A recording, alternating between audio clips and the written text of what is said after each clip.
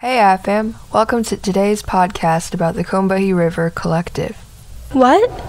The Combahee River Collective, also known as the CRC, were a black lesbian group in the 1970s who challenged the racist, capitalist, and patriarchal U.S. Have you ever heard about it? Well, no, but that sounds awfully similar to the ideals of the Black Lives Movement. I know that the movement's black women founders wanted to give spotlight to all of the female, queer, and trans people neglected by past black liberation movements. Oh yeah, people in the Black Lives Matter movement are actually inspired by the Combahee River Collective. Wow, that's truly revolutionary. What did the CRC do that made them leave such an impact 4 decades later? Hey Win, you brought us right into our main focus.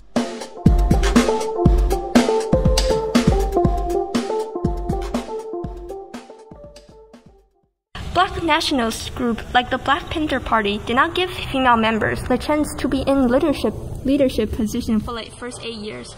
A middle-class white women organization did not understand the particular experiences of black women.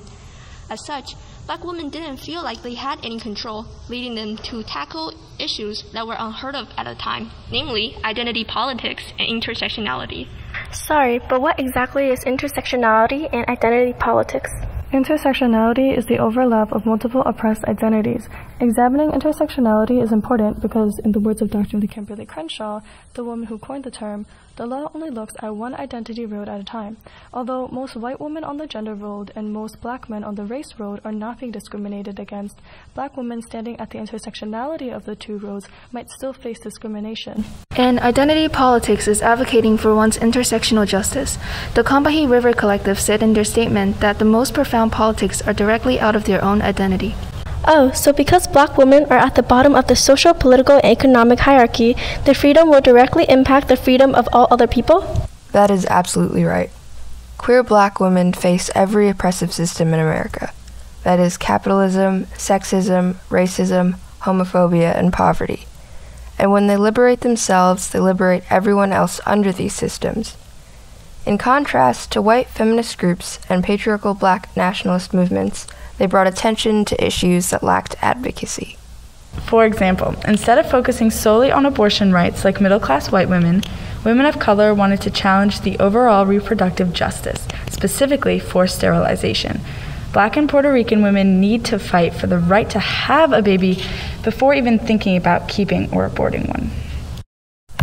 Even though the Combahee River Collective disbanded in 1980, their opinion on identity politics and intersectionality still encourages us to look at the perspectives of black women in present-day America. Yeah, when you look at America today, you can see politically successful black women, such as Michelle Obama, and economically successful black women like Oprah Winfrey and Beyonce Knowles. And you might think to yourself, wow, that is a nice representation of black women. And you'd be wrong, because that does not represent the entirety of black women. A few black women entering the elite space does not mean the space is available to all black women. Oh, that makes a lot more sense. So true, so true. More than 1/5 of black women actually live below the poverty line.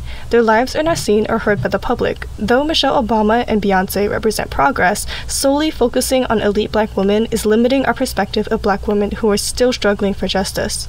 Even today, America often neglects black women who are at the intersection of class, race, and gender. Yet the CRC had already highlighted this issue decades ago. So the efforts and influences of the CRC shouldn't be ignored as they still reflect a major issue occurring today. Well, that's it for today's episode. Please come back next week for CRC member Audre Lorde's speech on uses of anger, women responding to racism. Peace!